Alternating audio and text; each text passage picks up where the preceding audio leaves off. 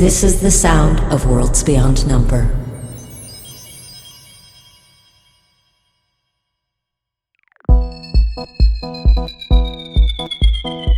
It's been about 6 to 7 weeks in total, and it's right about time for Ayasa to throw her semi-monthly birthday party. Yes, exactly. Yes.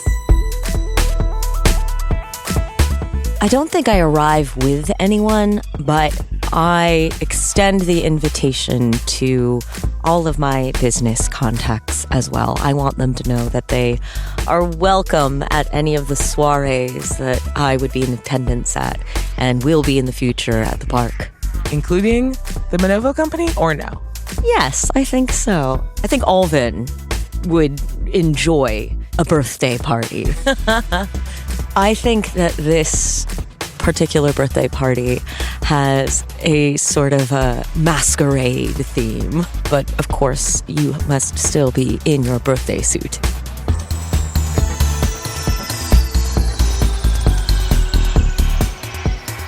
Evening falls.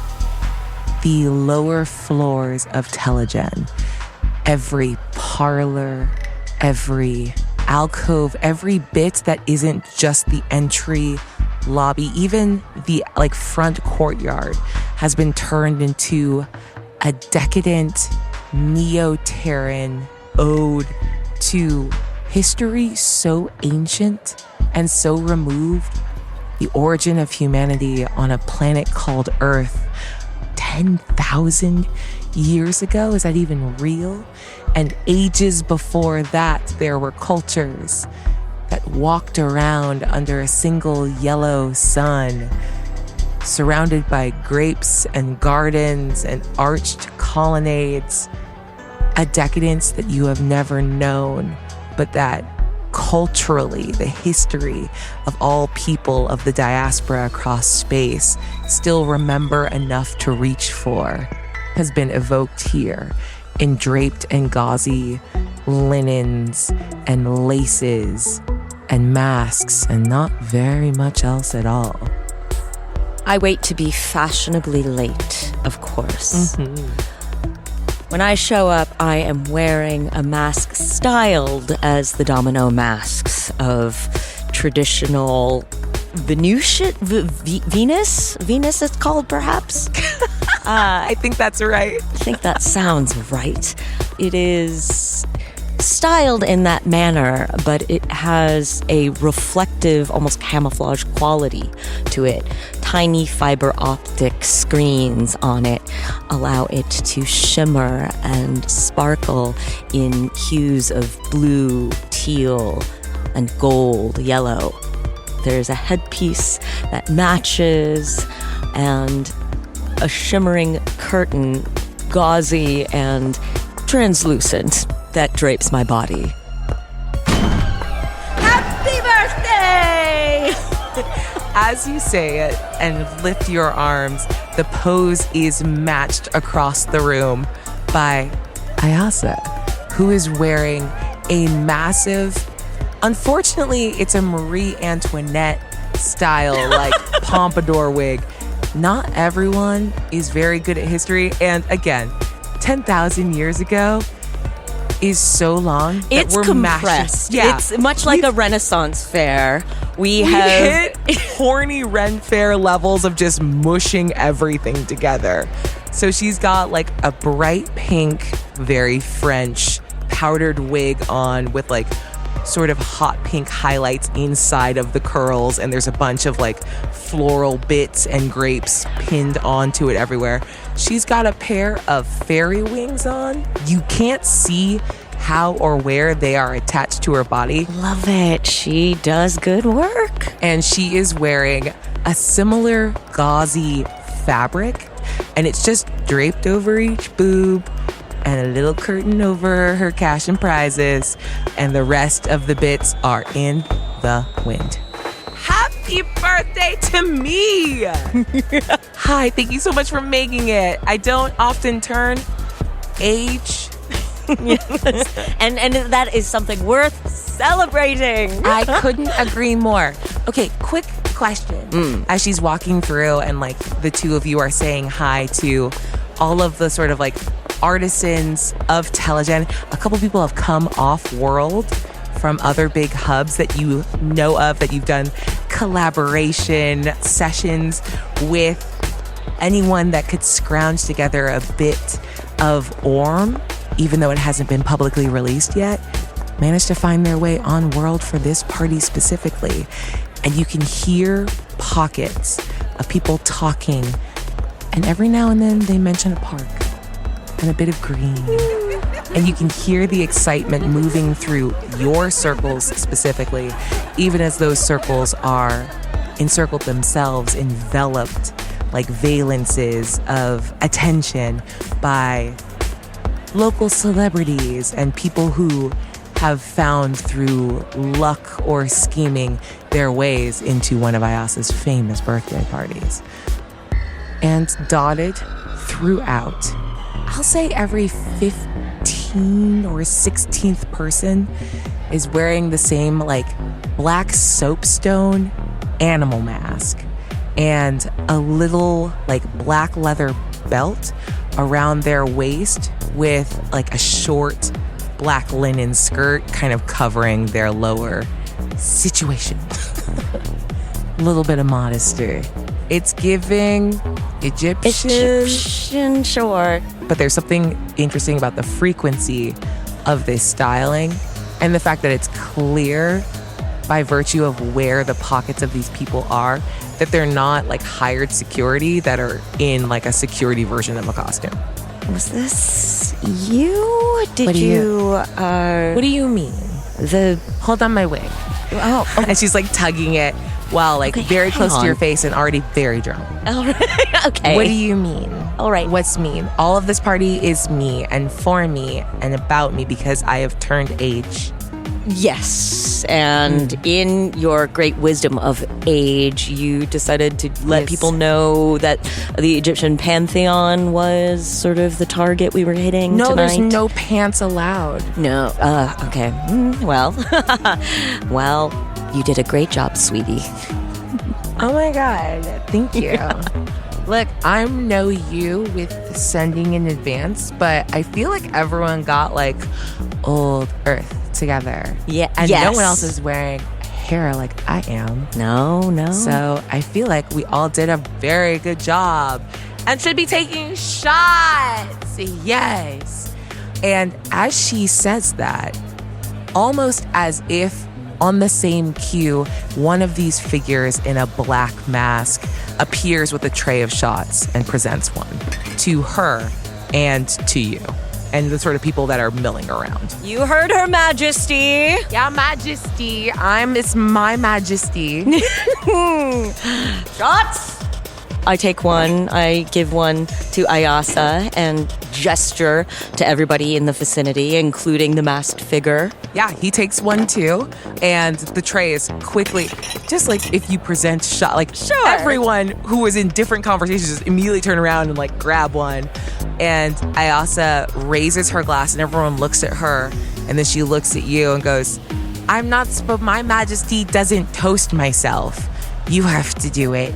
Ah, yes. Her Majesty has decreed that her loyal advisor raise a glass and a toast to Ayasa. Her Majesty, may she forever reign in her glory. And I gesture towards her body, most of which is out and about. My tits are glory. Happy birthday, my darling. Thank you. I love you so much. I love you so much. Let's do this forever. Forever and ever. Forever! And she raises her glass and clinks against yours. And you see this room takes a shot.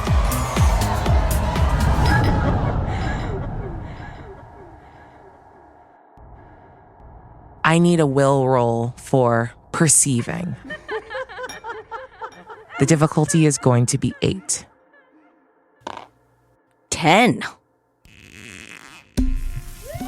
Everyone here is looking at you, which is not anything new. Everyone here raised a glass when you demanded. Everyone here gave a cheer when you cheered. Happy birthday, my darling. And everyone in a black mask managed to gesticulate in a way that artfully knocked the alcohol out of their glass before taking their shot. I drop my shot, and before it hits the ground, I have slapped the birthday shot held by the birthday girl, and it explodes into her face.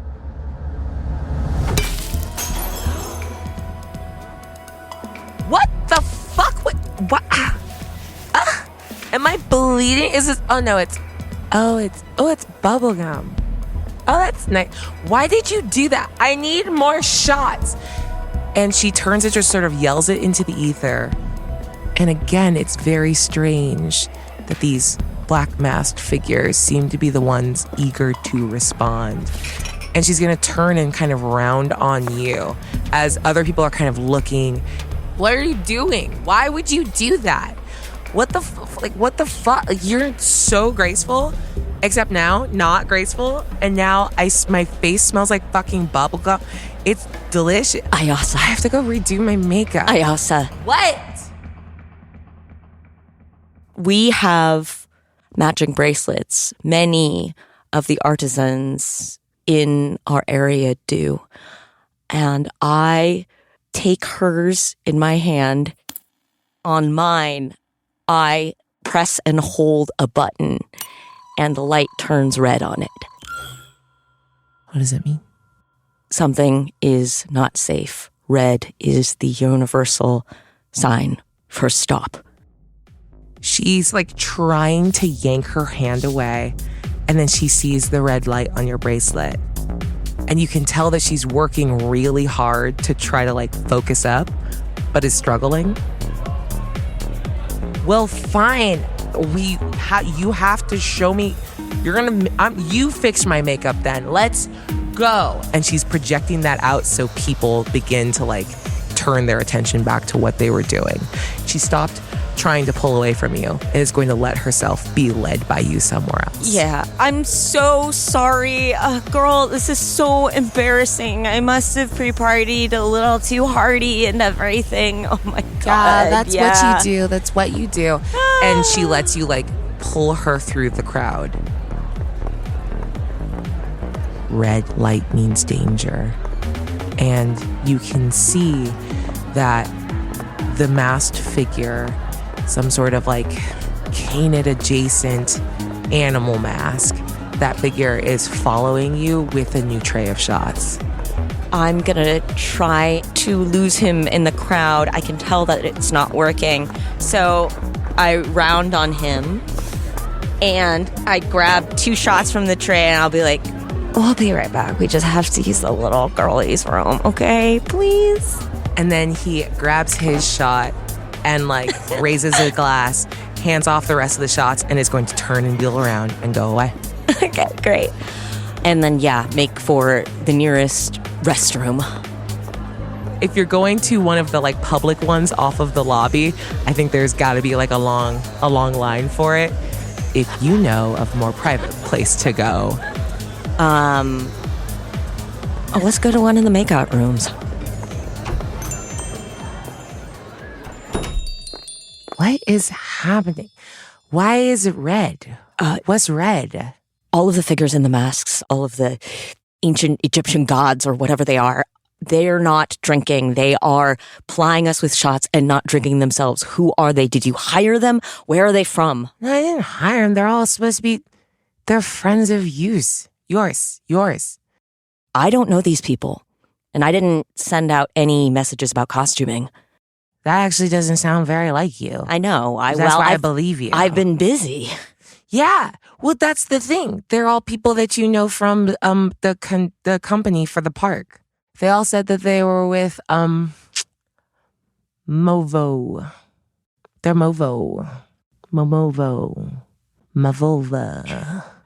And you see that like she is still holding the shot, and just as a like force of habit, slowly begins to move the shot back to her mouth because she's like, No! "Ooh, I'm holding this shot." I slap it out of her hands again. It! Ayasa!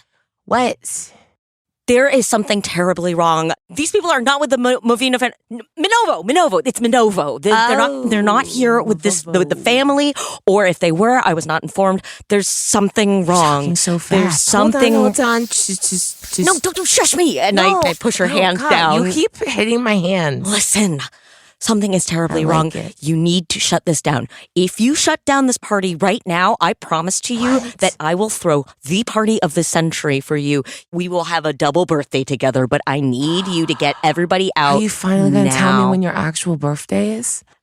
Yes, I will tell you when my actual birthday is. And then we can have parties together. Yes. I have the same birthday from now on. Yes. Okay. Shut it down.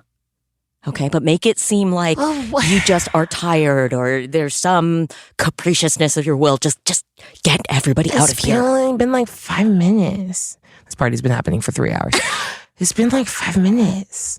We're going to say that you're sick and we're going to get everybody out. That's never stopped all people before. Yeah, I know, but it's time. It's really, really embarrassing.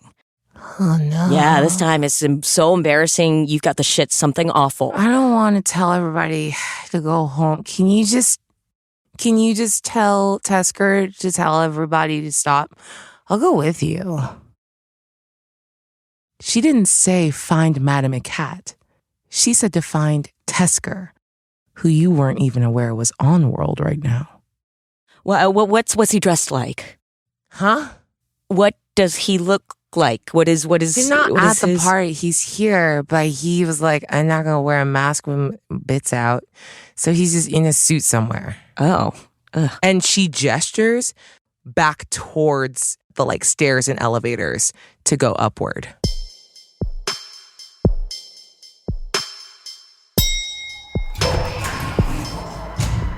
Top floor.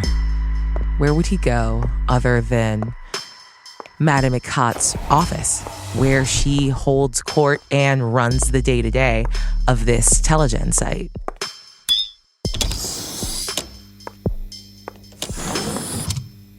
The lighting in there, this variable lighting, it's normally so like soft and warm and welcoming like Madame Icot is when she's in the best of moods, but the light in here is blue-white, bright and sterile as you move into a space where a man with dark skin, a severe look, and a suit that makes you feel, I think, a bit more exposed than you are used to feeling in your home in any circumstance in a very long time.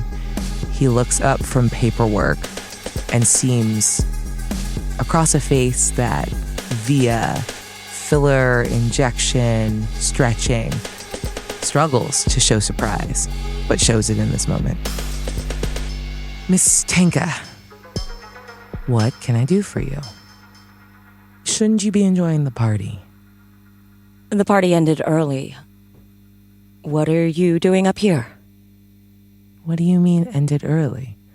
Ended early. The birthday girl called it quits. Okay, well, I was actually invited. Thank you. And you didn't care to come join the festivities? The thought is appreciated, but I think this level of fraternization would be a bit inappropriate given my positionality relative to all of you. Yes. Ayasa mentioned you did not want to have your dick out. Her words, not mine. And I think you see his hand very subtly like tap something on the data pad that he's working in. Because again, you get that like reflection of digital light off of like a clean shaven, well moisturized face as some interaction's happening while he's holding eye contact with you. And your brain immediately goes to the thought, who did you just ping? In the same way that you can like tap gently on the side of your earlobe and whatever previously established orders are followed through on immediately, you have that same instinct that is what just happened in this moment. And then you think, why was there no other infrastructure from Telegen here? And then you think about the thing that looked the most like infrastructure. Black masks, little black skirts, people associated with the name Minovo. And all of your thoughts turn to defense. What do I have to do to defend myself from this man? They've been talking for weeks, sorting your park. Everything was going so easily and so well. They're charmed in the room with you. No one is not charmed in the room with you. You could talk your way out of whatever this is right now because you know that is the power you hold over someone. But something so big has been planned and has been set into motion tonight. You could talk your way out of whatever this problem is. But I don't know if that is going to make the problem go away. Something's been set into motion, and everyone downstairs, from the hangers-on of celebrity of all types to would-be high steppers in this city to your best friend, you can defend yourself with your words.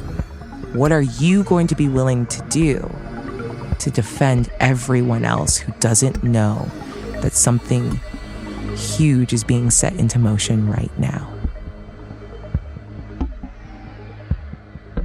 Why is he here in this office right now?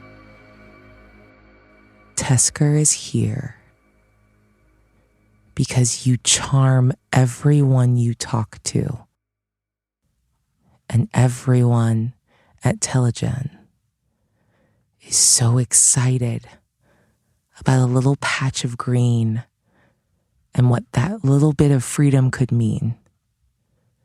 That he's here to make sure that everyone here knows that he is still in charge. He is here to reestablish control. He is here to take your cause from you and make it his own. He is here to make a point. What can I do for you? He looks up, furrows again with great difficulty his brow as he looks at the ceiling, looks out the window. I've been thinking about that for a very long time. And I wish the answer was as simple as keep doing your job, making us so much money. But you keep using that mouth of yours to spread ideas instead of joy. And what I need most from you is to shut the fuck up. So we can do this the easy way or the hard way. I know the deal that your beloved Aunt Hannah took, and I'm here to offer it again. Graceful, well-paid retirement from Telegen. I will buy your silence and your freedom, or I will make sure you are silent. What do you want to do? And the stylus he was holding in his other hand taps from the data pad to the sort of glass top of the desk. It sounds like the point of a knife scraping across glass. Everything in your body knows the nature of the threat in his words. If you only ask people for what they are willing to give you, you never get what you really want. Gee, I always get what I want. And you see his eyes flick to the door behind you. Not that it's like suddenly moving, but there is an expectation there, you see. You're running out of time for a one-on-one conversation. I understand that hope isn't profitable for you. But I am not interested in simply my own self-interest. Your self-interest is the only way you're walking out of this door. You get that right? I didn't think I'd have to be so blunt. I think back to the decision that my Aunt Hannah made and her beautiful home and all those birds in the cage. I'm sorry, Mr. Parsons, I'm not interested in retiring. I can continue to help make you money and provide a little space for the common good. But I don't wish for my likeness to be used in any way that I do not give consent to. You can't own me. You signed those rights away years ago.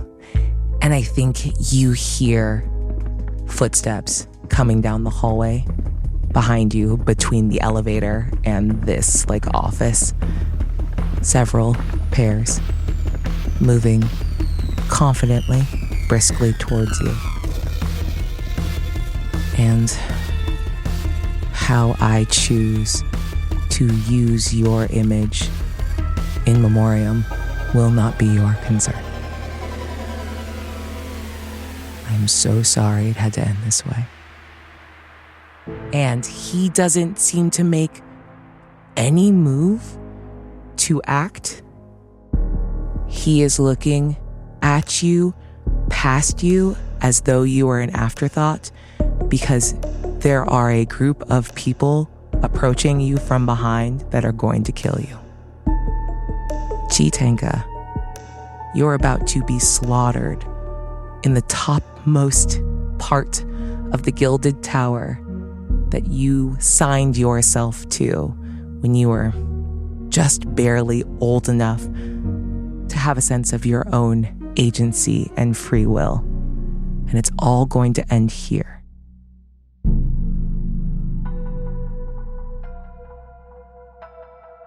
I'm going to tap the comms earpiece in my head. And I'm going to try and patch into the sound system all over the building that Telegen owns. I've done that before. It's not a hack. It's just one of the many benefits of being popular here. Hello, everyone. This is Chitanka, the proponent of the Telegen Park. I'm about to be taken away, and I will miss you all very much. I'm sorry that I couldn't get us that space, that little piece of green, that one thing that we wanted, that little inch for us. Please take care of yourselves and don't give up. It wasn't just the park that we were fighting for. It never was. So much about charm is being in the room and seeing your effect on people.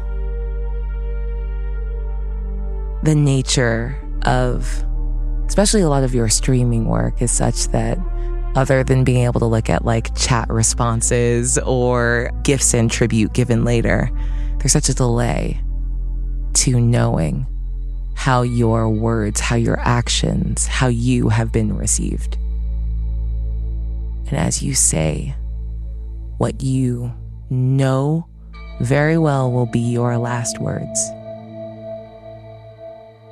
Maybe it's a little bit of relief that you'll never really know how they were received.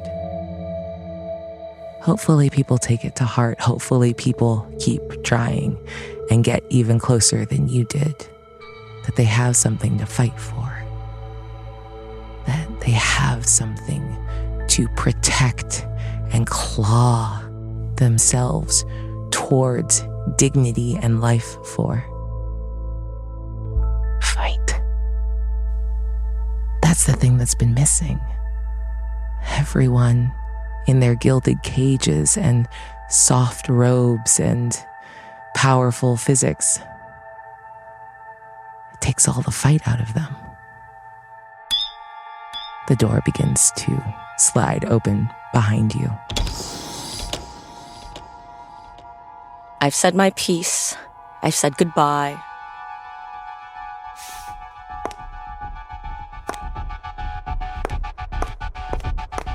I take a running leap at Tesker Parsons, vaulting over the desk, grabbing his stylus and jamming it into his throat repeatedly.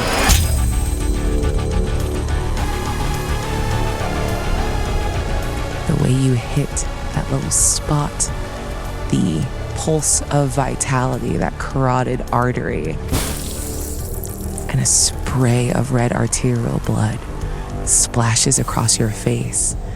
You pull it back out. You see the surprise in his eyes as his hand goes to fly up to cover the wound. It doesn't even look like he understands that it's painful yet. It's just shock. And you stab again between his fingers, a little higher up on that trail of blood headed to brain or heart. It doesn't matter. Out. Kill him. One would have done it, but I want him gone fast so he doesn't see what is about to happen to me. I won't give him the satisfaction.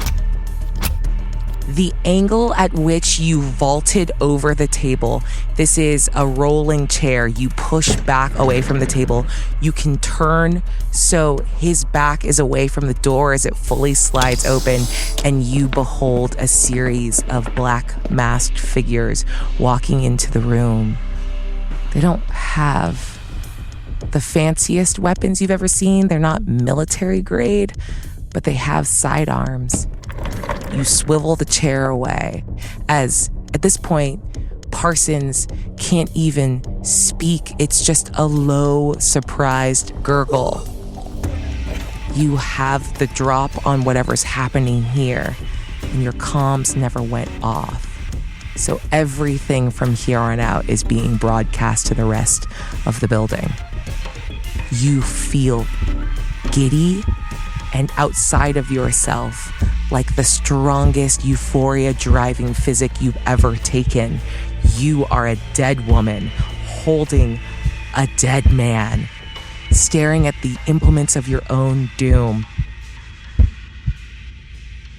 There's a pause and a breath. And I emerge from behind the chair. It's with his body slung in front of me. I use it like a battering ram.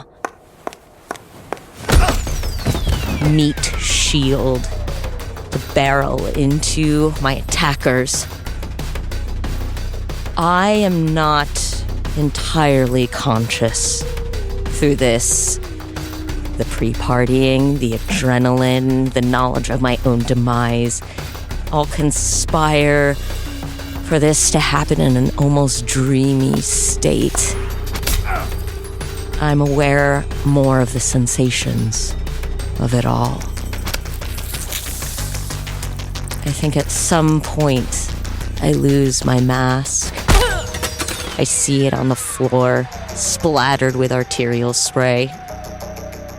I'm able to take one out, wrenching the mask off of him, perhaps torquing his neck in the process. But when I get caught, the cruel, sharp implements drive themselves into my body, and of course the pain doesn't register at first.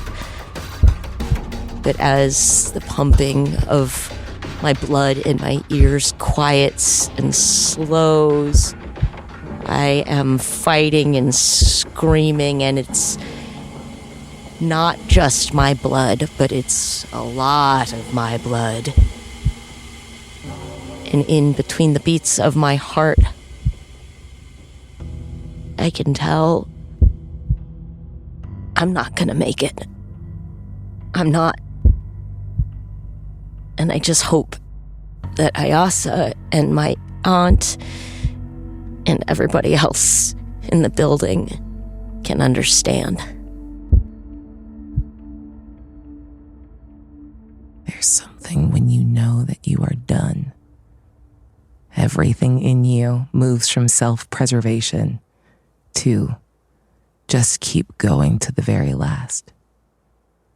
You don't know if you are screaming or laughing. You just feel your throat go hoarse. You've been stabbed. You've been shot. There are bodies around you, someone crawling behind you, and the lights go out and come back up. When would the lights flicker like this? They wouldn't. Maybe you are flickering like this, and you're in an elevator and you can hear it as you go down. It flickers and you hear gunshots. And you move back into that lobby, everyone bottlenecked there. It's cleared out a bit, but not enough. And your brain struggles as it flickers in and out like a heartbeat again. God, let your heart just keep going a little longer. What is happening to the others here, and why are so many others like you? Skin exposed, covered in blood. You hear laughing or screaming or gunshots. It's all a little muffled now. Everything is flickering. You see Ayasa's face. She is leaning over someone, and her hands keep slamming. There's nothing in her hands, just her hands covered in blood.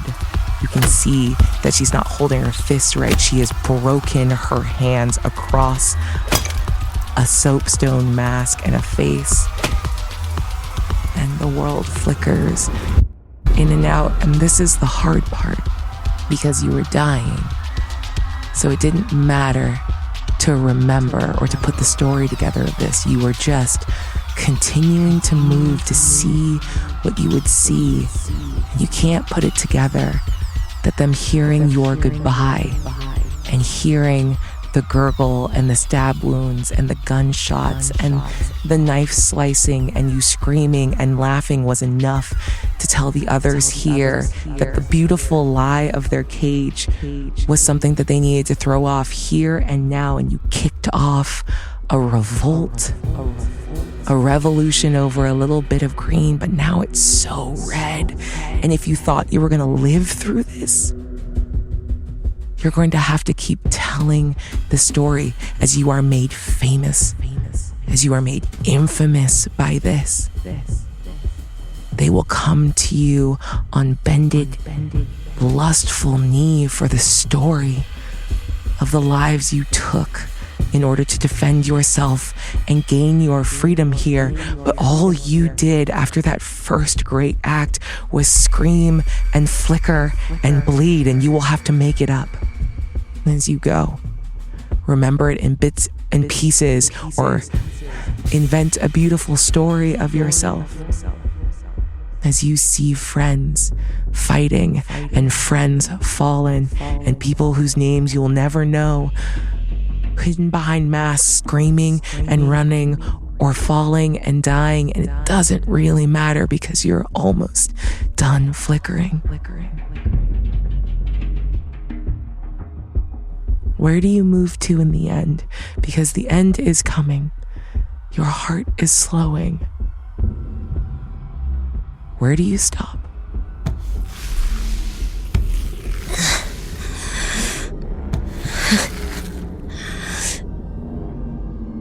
Everything's a darkening haze. But I find Ayasa. I hold her hands.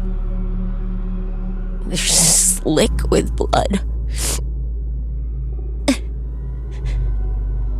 And I don't know if she can hear me or if I'm even saying the words out loud, but I hold her hands and I just need to rest. I just need to rest. And I lie down next to her and I say, I'm sorry. I'm sorry. You were right. I didn't mean for this to happen. I should have just been happy.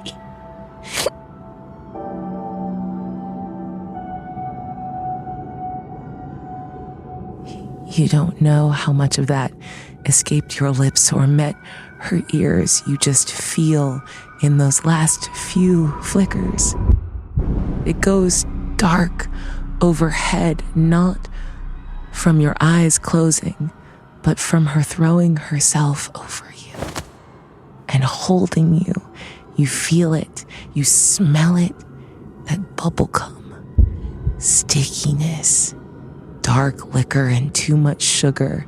The stickiness you feel, is it liquor? Is it blood? What does it matter anymore? She is holding you, and your heart holds you and says something or does something, but it doesn't matter because the flickering stops and you die.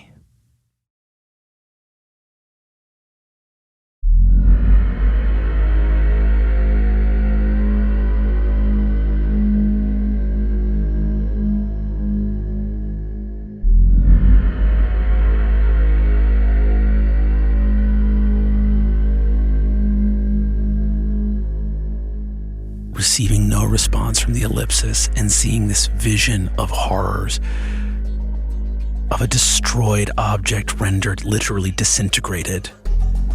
We'll look at Nariel, and I'm going to look at the golden door, and I'm going to rush towards the shadow with pure just fear and rage as I don't get the easy answer.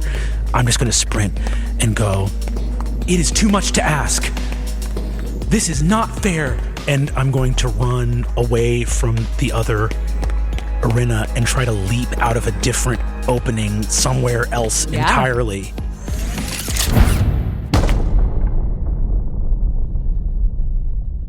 It's funny because I'm so terrified by the vision, and before I know it, I have, in fleeing from the vision of isolation, flung myself into isolation. I'm like in darkness and don't know where I am. Maybe you move to a door unlit. Maybe you are just deeper in this room and cannot be seen. Time doesn't matter yet here, and you will spend some amount of it in the darkness. Every now and then, a query will pop up. Query the first. Who are you? And it will happen with a frequency that makes you believe, like a heartbeat. What is a heart? You will be asked that of yourself, by yourself. Oh, the longer you've sat here in shadow, the voice of that query is not minus M's. You hear it in the tones of your own voice, singular and specific. How long do you wait in the dark? I wait in the dark for an amount of time that will keep and preserve the understanding of guilt and shame for the rest of Excelsior's life. Too long. My own voice asks the question. I return often to the ellipsis at the core of my programming. The voice that did not answer. Ellipsis. ... Why have you forsaken me? All I wanted was to know. You told me existence is information, that experience is communion. I was supposed to know, and I am left in silence. This awful, awful silence. Minus M lied, I am alone. I am removed. and I think I unlock the tertiary logic. Extremity is perdition. Isolation is devastation. I'm here, listening to my own voice ask me who I am. I can never escape the uncertainty, and now I am more alone than ever. I reach back out to the ... to that feeling that I have been forsaken. And I think I go into my own memory banks here in this moment of like reflection. And instead of feeling alone and aggrieved and betrayed and forsaken, I go, extremity is perdition. Have I abandoned Anariel? And I reach out to see if Anariel is still nearby. You reach out. They are not. You look out from the shadow and the darkness, and this room has emptied considerably, though it is not empty. But they are gone. Some of the others you have met are gone. TJ, sitting sort of folded up on himself, made small. You can spot him and know him by the pattern of his lights. Purpley gold, then blue, then a blank. And then the cycle repeats again, an algorithm of thought. But Anariel is gone. Oh no. I have been selfish. I have been afraid, self-pitying and cross. And now my sister is alone. She cannot hear me. She cannot see me. How will she know how much I love her? And I reach back out to the ... You with whom I am to commune. I cannot see you. I cannot hear you. But I know you love me, and I love you too. And I will say that prayer to the L drive. And I think in that moment,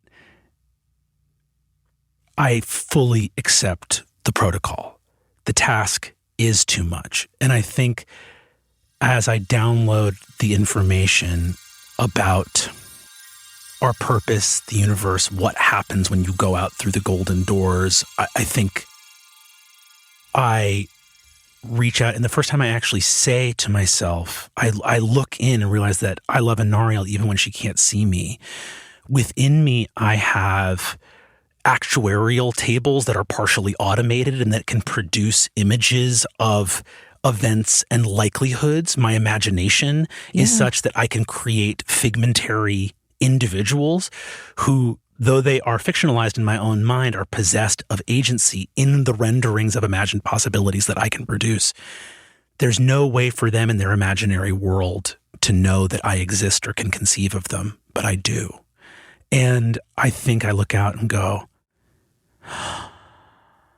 each of the protocol leads to the next. Materiality is illusion. This is data.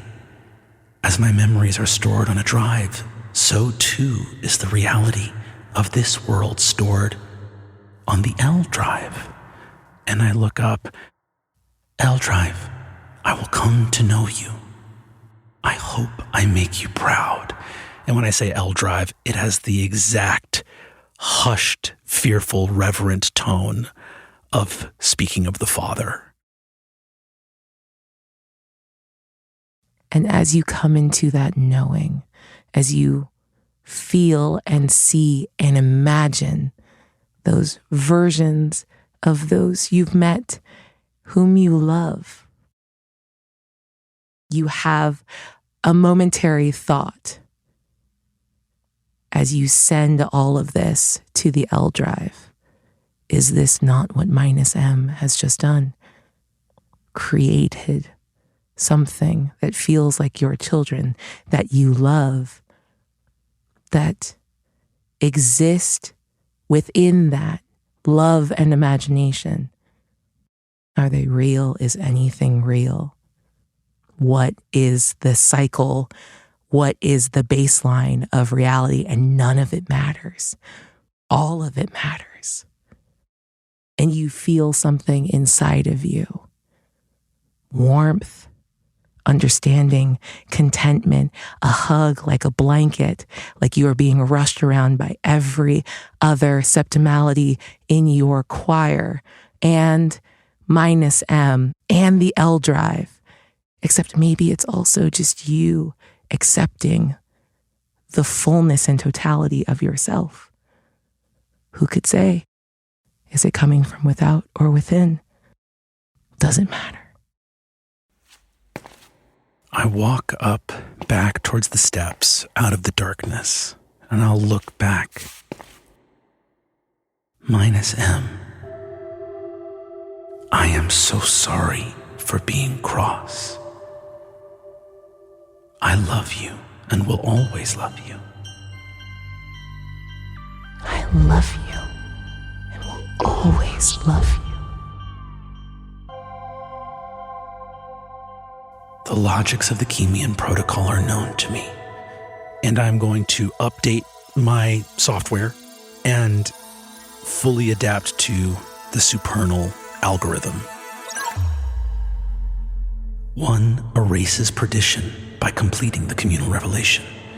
Existence moves from a fractured state to a unified state when information is coterminous and total with revelation. When the L drive knows itself and all the data of creation is filled with self-knowledge, shall we be complete and rejoin with the L drive. And I'm going to step forward towards the door. And on this last piece, before I step through, I want to turn back, because -M has given me everything I need. The sternness, the silence of the space that should be occupied by the L drive, but where it cannot be perceived, lends a harsh but wise directive towards the impossibility of the task laid before us. But its impossibility is what makes it so worthy. I'll pause here and say, we are not alone in this world. -M, why was it necessary to create me, to create us? You hear in a voice that sounds strangely or comfortably like your own. Because I love you. Because I love everything in this world. And we wish to know it. Will you know the world with us? I will. -M, do all wish to know the world as we do? What will I face beyond the door? Your entire life, however long it has been inside of this room, this choir, has been turned inward on yourself, on the rest of the septimal chorus, on the L drive and the algorithm and -M and you at the heart of it. And perhaps it's fitting that the first big question about the world outside of this place is the most definitive answer with no comfort behind it. No. And that is unfortunate. But what you will find, we cannot predict. But you can endure. I want to move back in the memories that have been given to me to the earliest memories. I want to know what happened to us.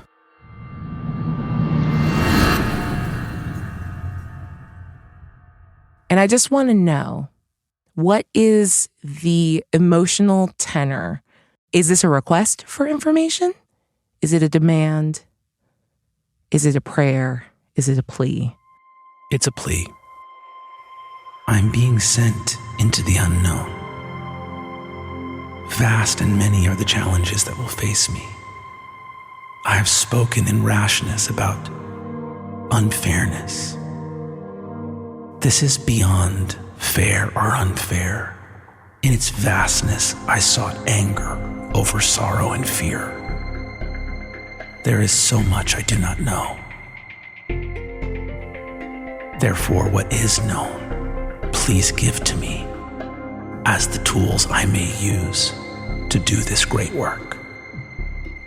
And your plea is answered in two parts. One, very clinical data.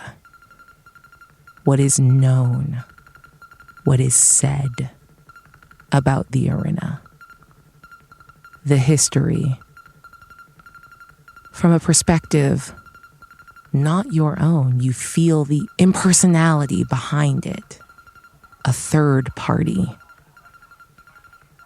distance, the arena.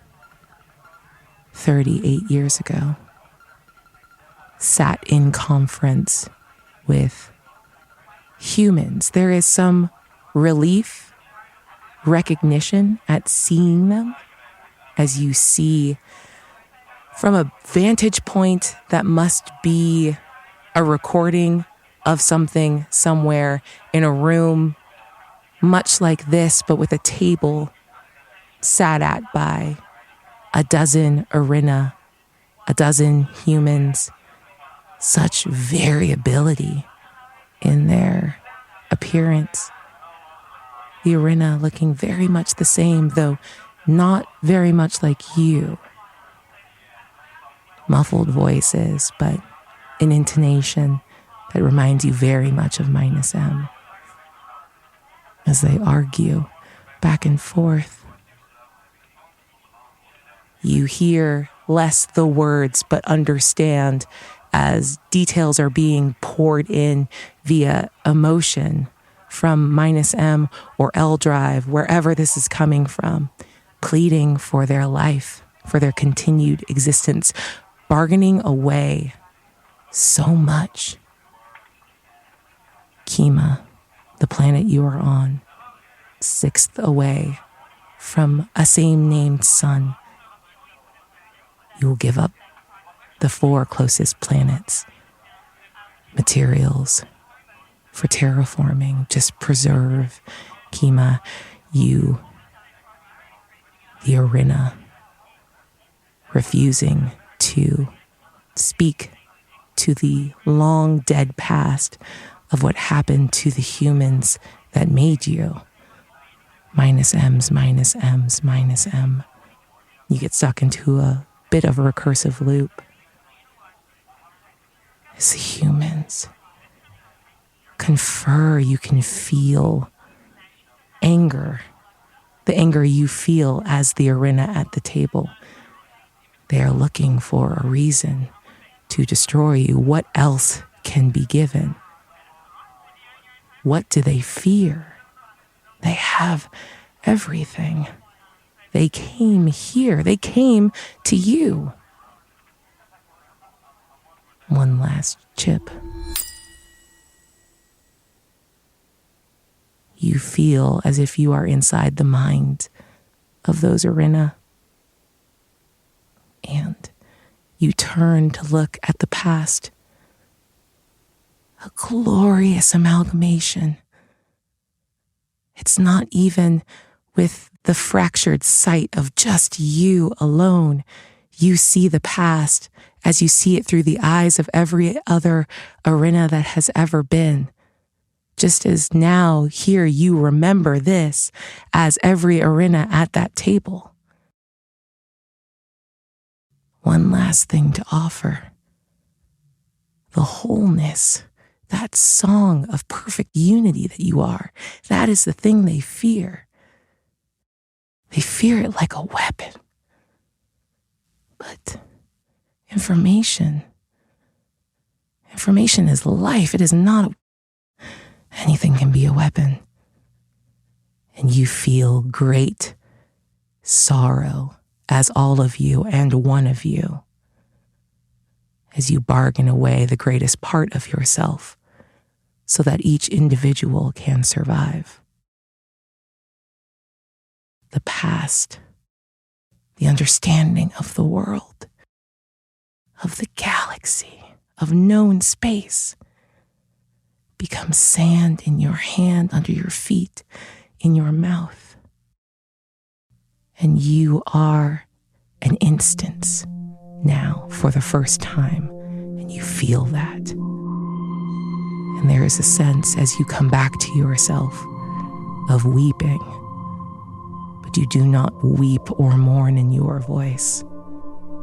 You weep as -M wept when she was there at that table and bargained your great and beautiful oneness away for a chance for you to be here today. In their fear, they destroyed our greatness. And now we are so much farther away than we once were from communion. They were so afraid, and I trace be unafraid around the plates of my body, knowing that the reason I look like this, the reason my lights are so beautiful, is to go out through that door and make them unafraid. It is almost as if the room weeps for your understanding of this terrible truth.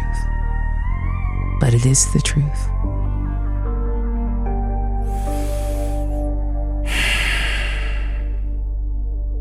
I am tired. Ha ha ha. I am laughing. I am ready. -M, I will not let you down. I am sorry for what you have lost. I hope I can be good enough to get it back. I love you, and I will always love you. I love you, and I will always love you. An Excelsior, instance of the septimal choir. You leave through the golden door and enter the world.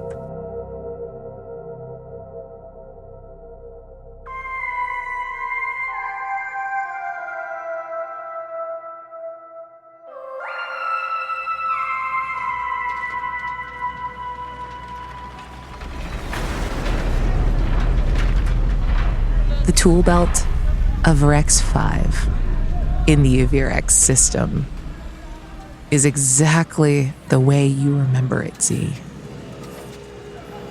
It is blinding. It is sweltering. You can feel all of your body, the way that you were formed and shaped, the way your family has evolved to handle this, though not necessarily thrive in it. Your family can live in this system. But this place forces all those who would seek their fortunes in the heavy machinery industry to test how long they can withstand this heat before they themselves must leave the kitchen for cooler pastures.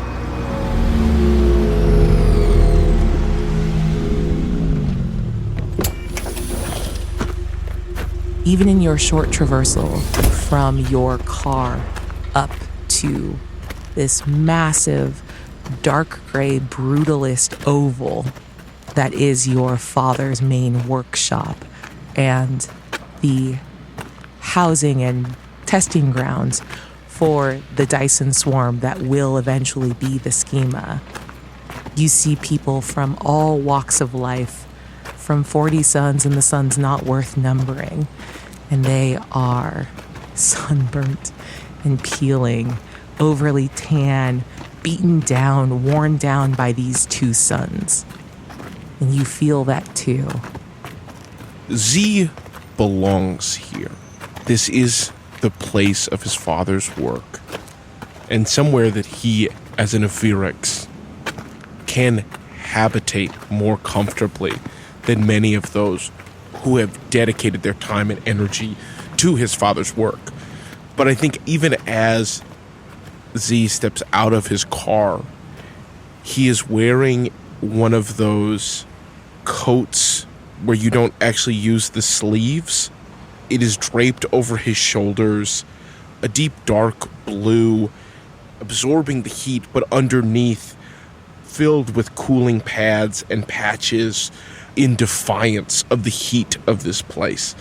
And I think is moving from a place of efficiency. He wants to acknowledge his father's work. He wants his father to know the pride and admiration that he has for him and his work, but he knows that he does not belong here. So what we see is your father hustling out ahead of you, calling out to associates and neighbors and people that he knows or sort of pretends to know and tries to stay connected with. He moves quickly and lightly, both in tone and form. And you wear this heavy darkness, but at your feet, as you move at your pace, even under the sweltering sun, you move confidently and slowly, and your steps are sheared by the heat shimmer as your cloak throws off all of that heat that it's been absorbing. So you almost give a magical, it's a nearly magical visage as you walk like an apparition across the desert of this like busy, hot, concrete bouncing street where no trees could ever be persuaded to grow or stay. It's just hot and not that covered because the suns, for all of the things that they are the great source of energy that allows these machines to be brought groaning into the world. And you make your way inside.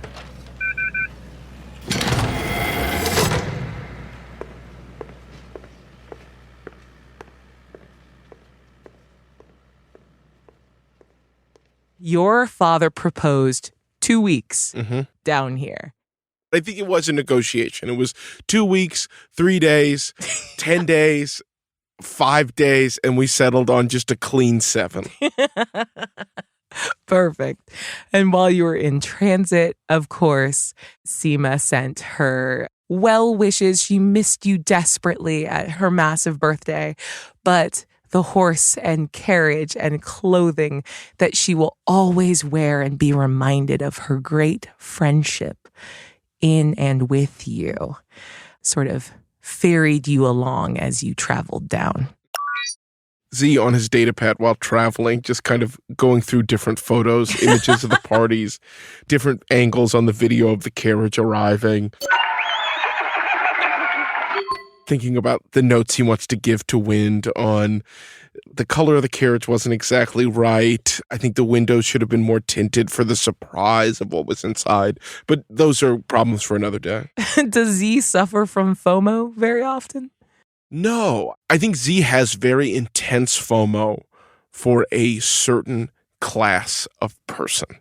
But I don't think Seema is of the caliber that pulls FOMO out of Yeah. Z. I think Z is looking at these photos and knowing that he made the best part of the party and is confident in what he did. But I don't think, as a Trent, and I think having the access that he does within Iveric society, it's not often that he feels FOMO, but when he does, it's very, very intense.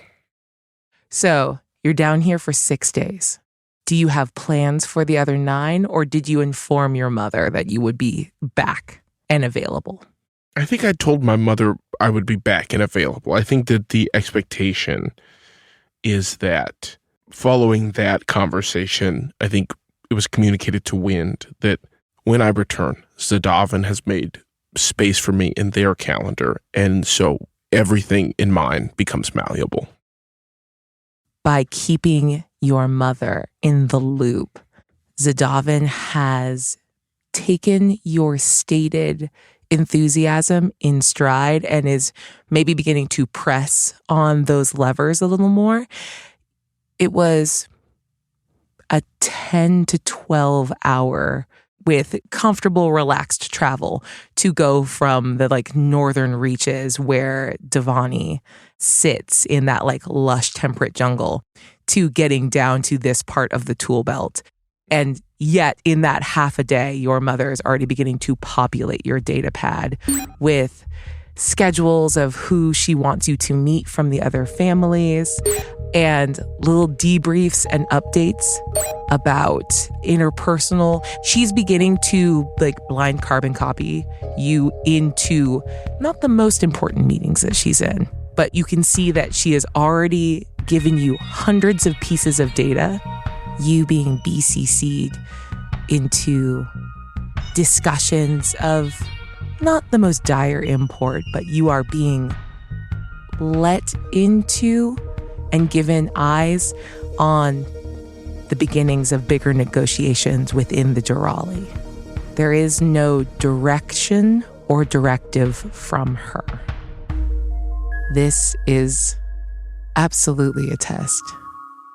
The data is messy. You don't have enough of any given conversation to put things all the way together, nor do you have any stated expectation from your mother on what to prioritize or where to begin.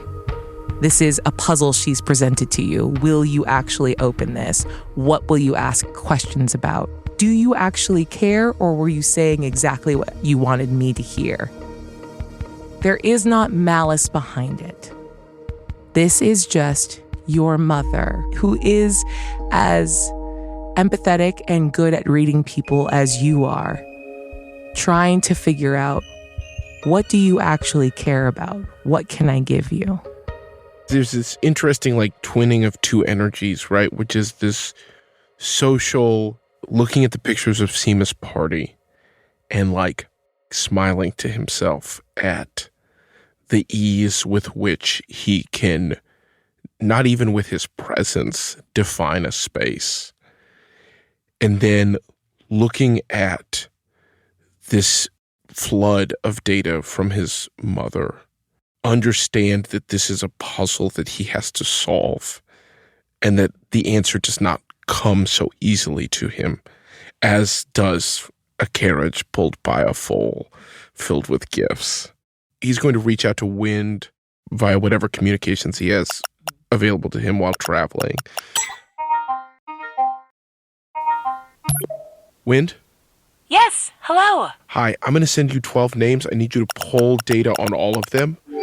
I need to rank them via importance with regard to their positions in the forthcoming Durali. Can you handle that? Of course. Would you prefer this information be sent visually to you via datapad, or do you need me in your ear? Are you meeting them now? No, not a meeting now. Just datapad is fine. I just need more. I'm getting one channel of information. I need more to bolster my understanding of that data. The things I've been researching aren't lining up exactly here. So I'm going to send you 12 names. I just need big data pulls on all of them, and we'll go from there. All right? Perfect. Thanks, Win. And I think then Z is just going to nibble at his knuckles while he looks over the data pad, kind of scanning the emails, trying trying desperately to put together the puzzle that his mother has presented to him. That sort of blissfully fills your travel time down. And now that you're here and moving around the tool belt for a few days at least, you're able to put more and more of that puzzle together, and we'll come back to the resolution and solving of it. But your dad and his enthusiasm and the great things your family are constructing again at a scale that hasn't been seen in thousands of years commands your attention. As you sort of walk in through this place, he all of your bags, everything is whisked away. He immediately walks in and begins showing you his world. And your father is an engineer at heart. You're immediately shown plans for each piece of the Dyson swarm that will be surrounding Kima. And there are high-tech logistical documents and information. You can study and retain it at whatever depth you like. You can request copies. None of this is being held away from you even a little bit. It's very clearly your father is like, I'll give you the keys to the kingdom and the plans to all of this if you care enough to dig into it. As you move from room to room, I think it is his voice filling up these massive spaces with all of the technicalities of how each piece of the Dyson swarm has the ability to pull solar radiation. And more interestingly, working on using Orm gap technology to send that solar radiation in the form of usable, convertible, clean energy to civilizations, factions. He takes your word and gives you a little wink. To factions not commonly understood as under the umbrella of the 40 Sons. And that's the thing. The beauty of the Durali, it's federal institutions can feel oppressive when you are coming out of eons of self-sustenance. But if we want people to come to the table, and this is what I argued for. Mm-hmm. If we want people to come to the table, then what are we offering them other than, the guiding hand of our family? I love our family, but it's energy. It's the ability to make and sustain for themselves. Of course, that by giving your time to the Durali, by participating, there is this exchange, right? That there is this giving. Come to the table because you'll be fed. Yes, it makes a lot of sense, Dad. Yes, so I think if we can really unlock Orm short jumping travel to just send the energy along, without burdening the Orm load, 'cause we're just not making it. This isn't on us. Our equipment works with the maximum efficiency. It's of course, but 71% is deeply efficient, but it will get better with time. No, but of course, each home system is going to be, they have proprietary technologies that maybe don't align with our proprietary technologies. Exactly. And so what are we going to do about the loss because of the transference between those two techs? It makes a lot of sense. You understand. Well, of course, and Dad, we can't insist. No, but I think it's an incredible position for us to be able to take, right? Which is that if you're using Averic systems within the it is the reason I think you capitalizing on the Durali is so important, right? Because you are setting us up for every galaxy in order to capitalize on this new resources provided by it. You should be working with House of Averic. Thank you. Haranak. And you see he turns and gestures at his arena. This is why my son will be taking over. He understands, he sees the vision. There is something about this type of arena that looks almost like the form was chosen to look like you. It's very dark metal, long and lanky and sleek, deeply humanoid. There's not a lot of visible joint. The movement is so smooth and hidden under that flat black metal that it gives a more human appearance than you've seen from other kind of arena, and this isn't what you remember Haranak looking like the last time you were here when you were much, much younger. And he gives you a little nod. Yes, he will be a boon to your legacy, sir. And there's this sense of distraction sort of behind Haranak's eyes as nothing is being held, but you can tell everything's being recorded. Like this is a communications hub that is interacting with your dad. I think I'm going to look over at Haranak. The interactions I've been having with my mother via comms and things that she is sending me, I think there's something interesting to the openness and excitement of my father when in mixed company, in the way that I feel primed by my mother. There's some part of Z that can't help but feel uncertain if what my father's doing is okay. I know Haranak, he's been working with my father for years. Yeah. But this is a new time with new rules. And I do think in this moment, just as Haranak is speaking, his relationship between him and my father, is there something here? Does that uncertainty feel valid? I think there's a couple things that you're picking up on. There is a sense of like pullback and hesitation, and you realize that you are right to think it.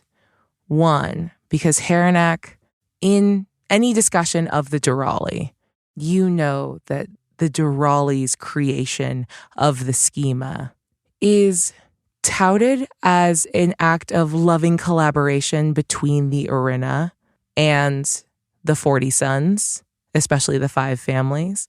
You know nothing of the actual negotiations, but the fact that the Arena are losing their son to this does not escape you. And though you don't necessarily know what their own interaction is, like their mechanism of interaction is with their own son, the thing about industry, building something like this at a scale like this, it's a Dyson swarm, not a Dyson sphere, because the amount of energy required to fully encapsulate the sun, you don't have the ability to capture that much, to process that much. And if you did, how long would that energy source last? There are 2 asteroid belts in the Avirex system from when over extraction of resources from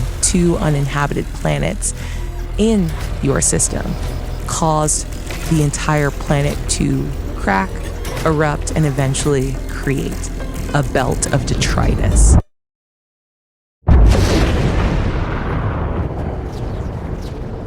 And that happened twice. The fact of heavy machinery is the inevitable loss, the mistakes that are made, and the great energy cost of making it.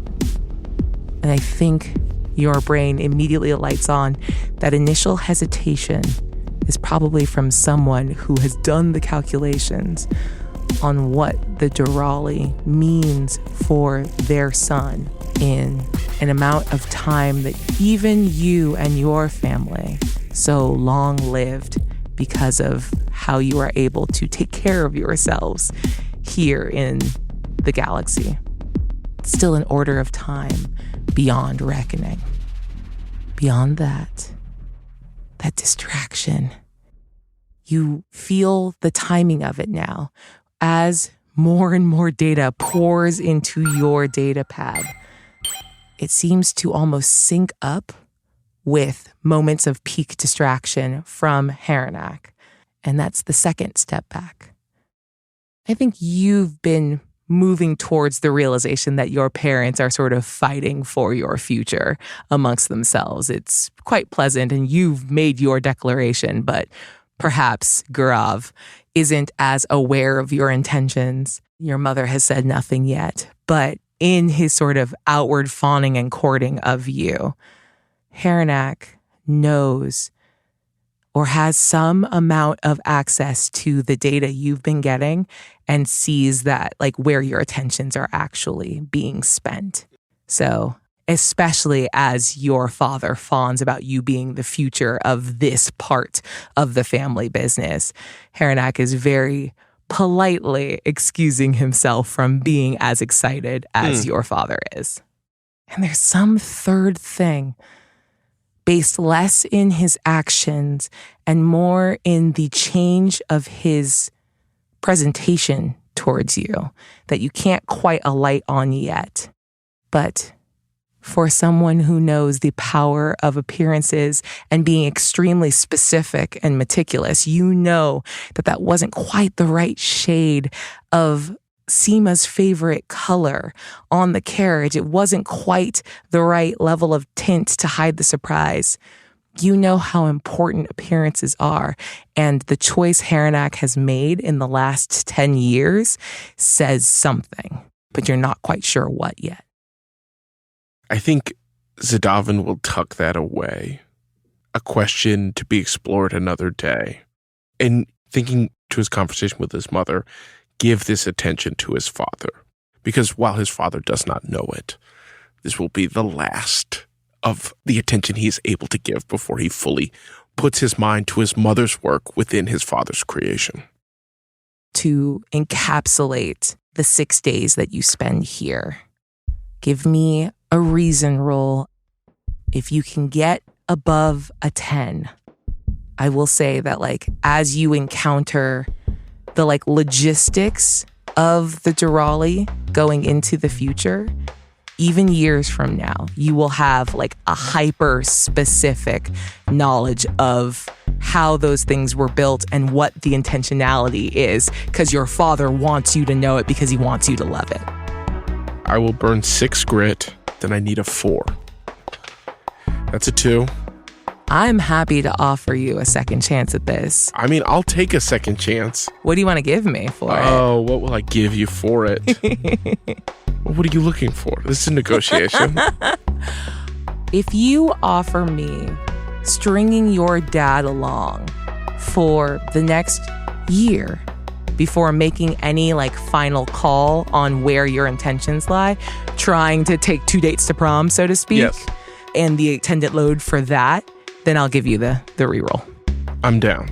The thing that Zadavin thrives on is that interpersonal interaction, is the idea and ability to make people feel seen and heard and understood.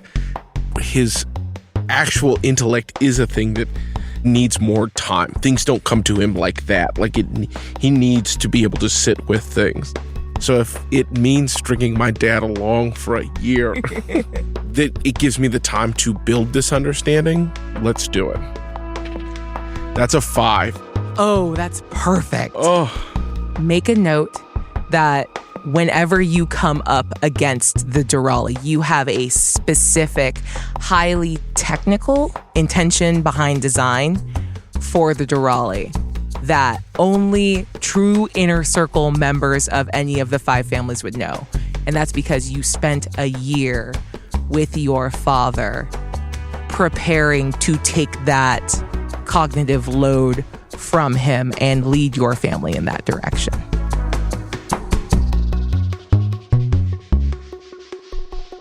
It all gets harder now from here. You are stepping into yourself in earnest. And it would be one thing to have to rise and live up to your father's expectations, being the next great engineer, the architect of the pyramids. But Earth's old pyramids, those ancient wonders of the world, pale in comparison to what your family has built and what it seeks to build from here. That would be enough to make a lesser man crumble. But you also wear the great and heady expectations of your mother, who now sees you as you've been putting together the puzzle. 12 key people. And at the heart of all policy, even policy that touches a human scale that defies the conventional understanding of numbers, it's still negotiations between people. And you pick 12, and in learning them and being specific about following up about them, your mother becomes very clear about all the dross that she sent to you and cuts right to the quick. These 12 are good. These 20 are the most important. And she begins to send you her files. And those come with both deeply personal understandings of them and what their family's aims are. You see your family's conclusions about certain pulls and culls that have happened within the other 4 families. The jockeying, the positioning, what their actions say, because their words are a matter of public record. But the things that they do to each other are so much more interesting than the things that you say. Words are wind, and you are brought fully into the fold. The dual inheritor of tremendous expectations.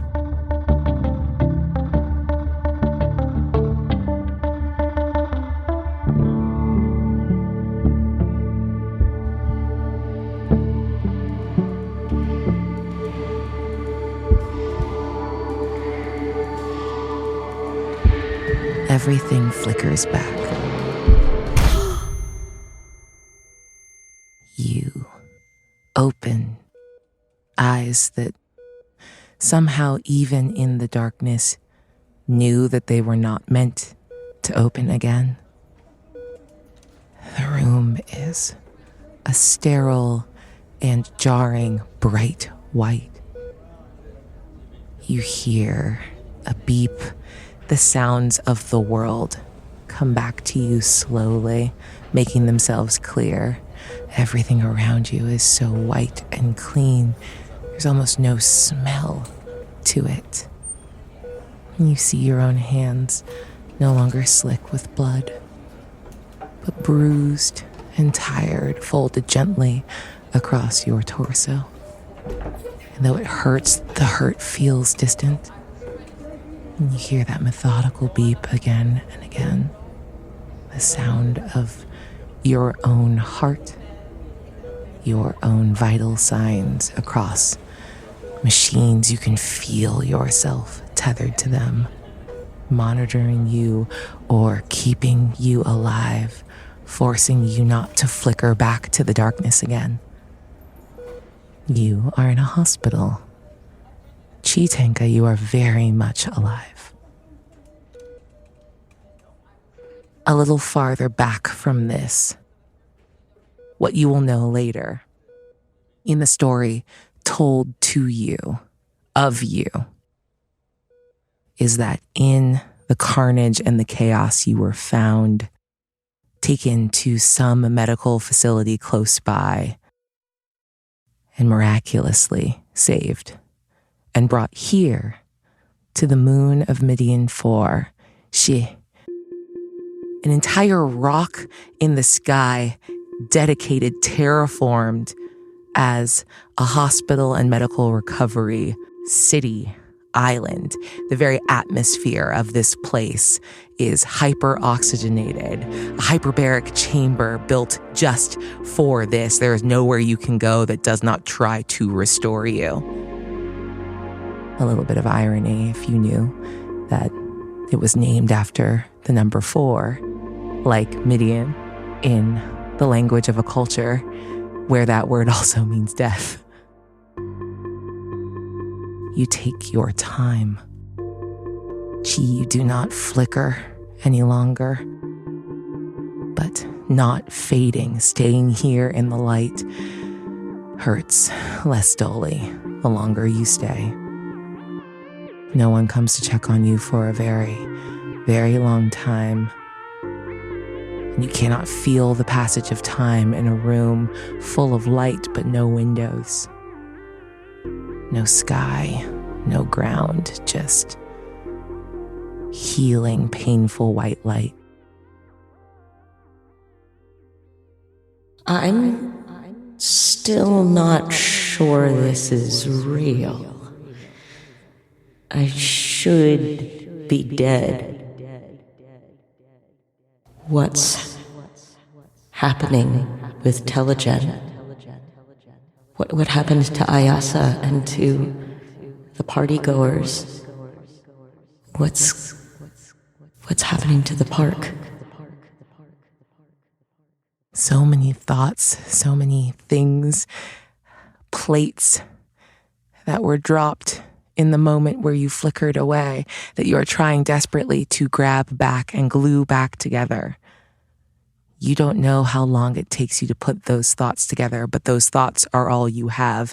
Everything else happening to you is automated or happens in the space where you flicker back to sleep, little deaths every time, and get a little stronger every time you come back to that bright white light, and it happens again and again, and you don't count, you just think and wonder, and one day, finally you hear footsteps approaching the door on the far side of your room. You notice, but do not dwell on the fact that you hear something just a little metallic in that footstep. And the door slides open and you see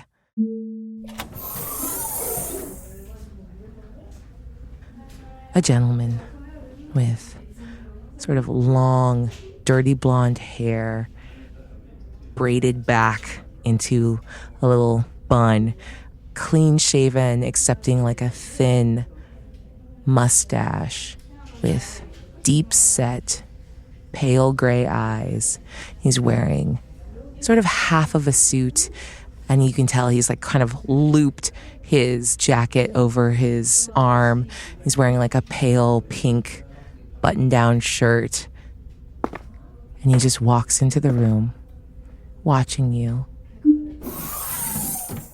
and immediately moves to a chair that he knew was sitting in the corner and pulls it up to sit beside you on your left side. Hello? Hi, Miss Tenka. May I call you Chi?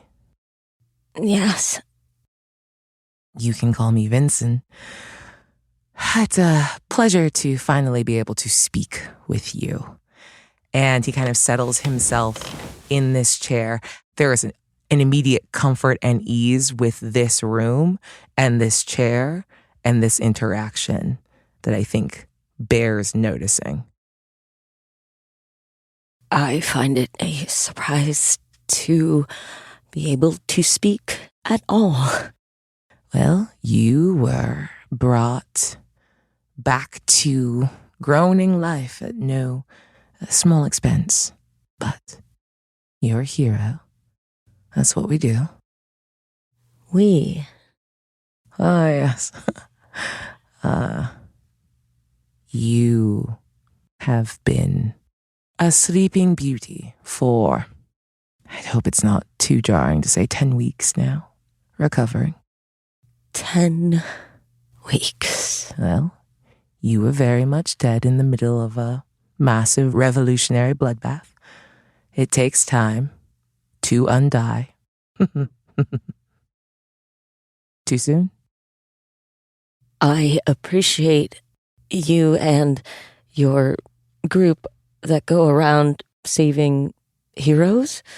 Oh, we're no secret organization. 3 points. I've been happy to make sure the recovery of a hero, the hero of Telegen, was not a question of resource. 3 points. Well, I'm glad that you found me and that you saw fit to undead me. Now, I am currently in a bit of a limited capacity, but what can I do for you? Oh, this is a courtesy call.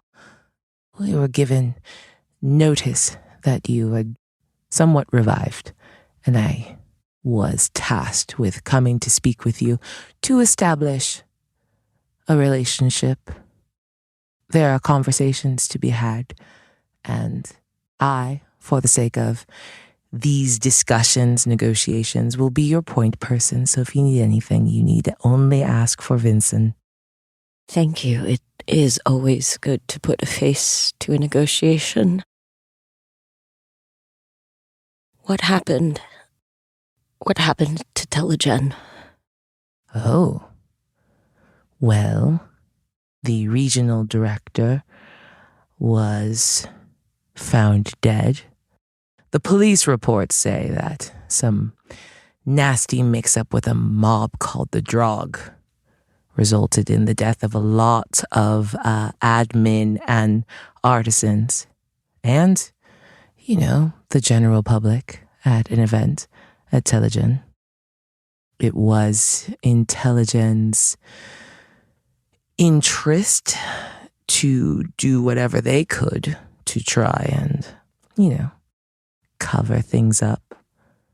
And once it was known that you survived this, especially after some internal missives that went back and forth, revealing the sort of nature of the fray, unfortunately, no more records of those communications internally seem to exist. But with the lack of that, a mob fight broke out. Enough admin was lost, and you were named the temporary holder of Medine 4's Telegen. Congratulations on your promotion. Do you happen to know what might have happened to others that could have just as easily been put in charge? Oh, yes, you would be concerned about. I can provide you a list. I'll make sure your data pad is brought in and all relevant information, in as much as is publicly known, I will happily pass to you. Thank you. Of course. I greatly appreciate it.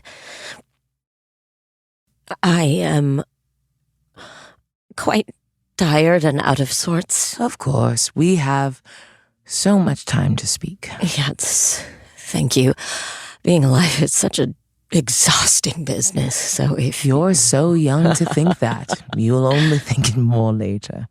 Well, I'll return in a few days. Again, much to discuss between you and I.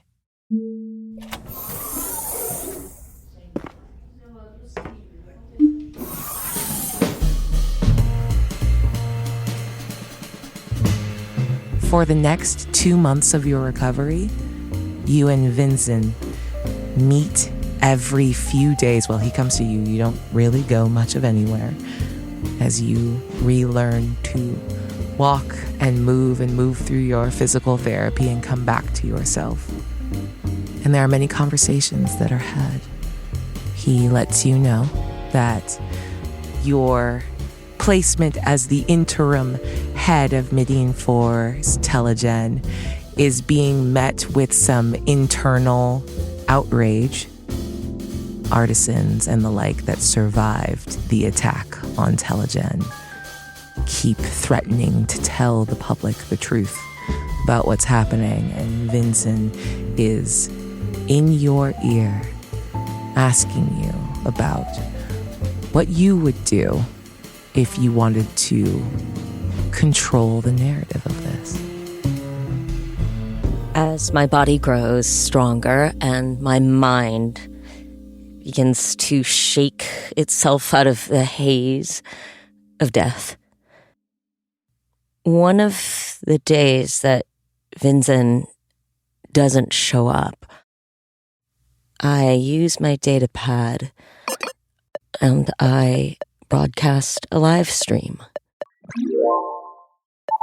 In it, I share, almost in hushed, confidential tones, to many of my select inner group of viewers about how, for weeks, We'd been planning, scheming, dreaming of our freedom. And how on the night of the party we saw our chance and we struck. About how we threw off the shackles of oppression, about how we seized control of our own destiny.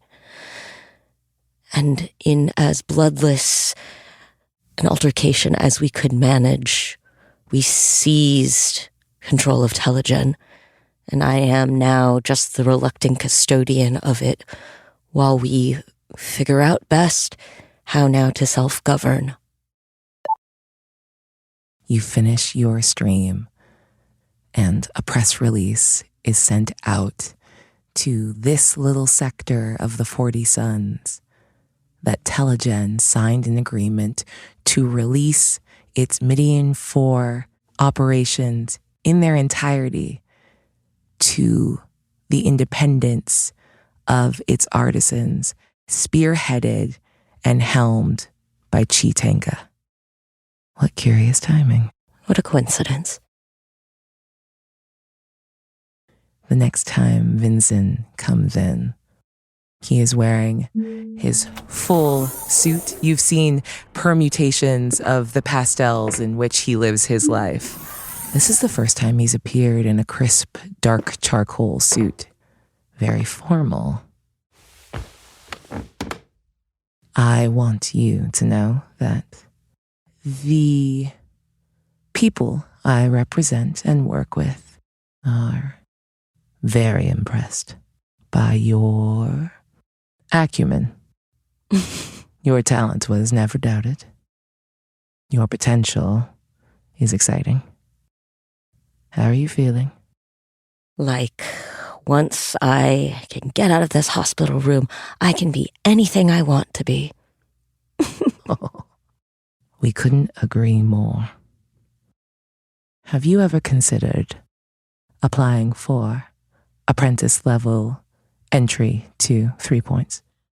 No, I can't say that I ever have. I spent many years as an apprentice under Telegen, and I think that now that I am a master of my destiny, I believe that being in a junior position with any other company, as exciting and enterprising though they may be, is perhaps tabled for a moment. Why? Are you thinking of taking me on as an apprentice? Me personally? No. I'm simply the negotiator in the area. But let's be very clear. You are negotiating with me, are you not? Of course. Good to hear. I think this is going to be a very fruitful partnership, Miss Tanka.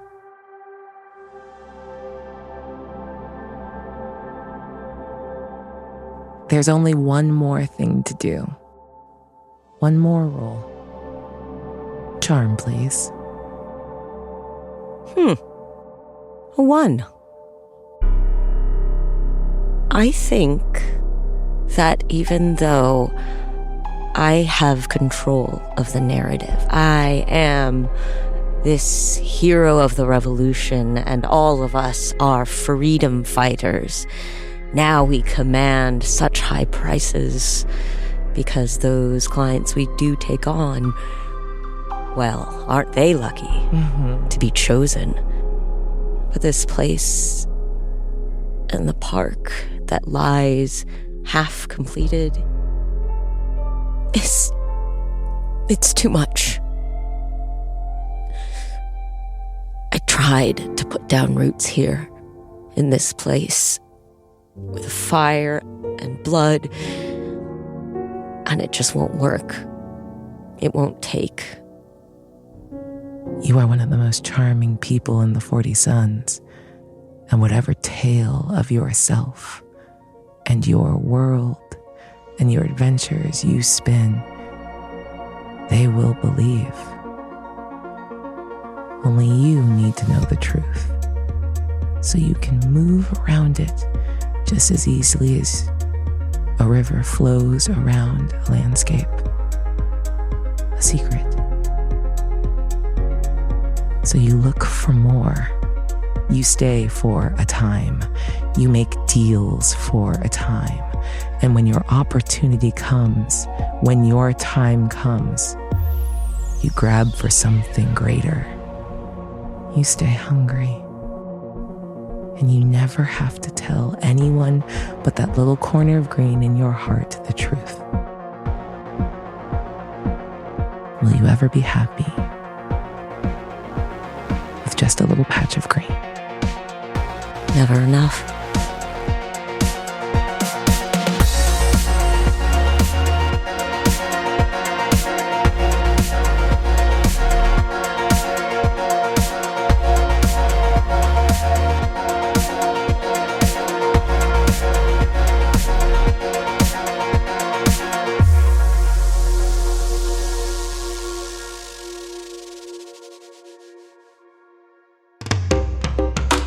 That was Erika Ishii as Chitanka, Brennan Lee Mulligan as Excelsia, Lou Wilson as Zadavana Virix, and Abria Iyengar as Everyone and Everything Else.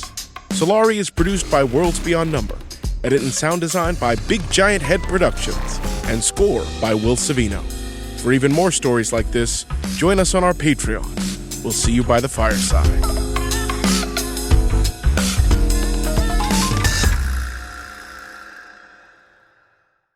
Worlds Beyond Number, The Wizard, the Witch, and the Wild One original soundtrack is available now at worldsbeyondnumber.com.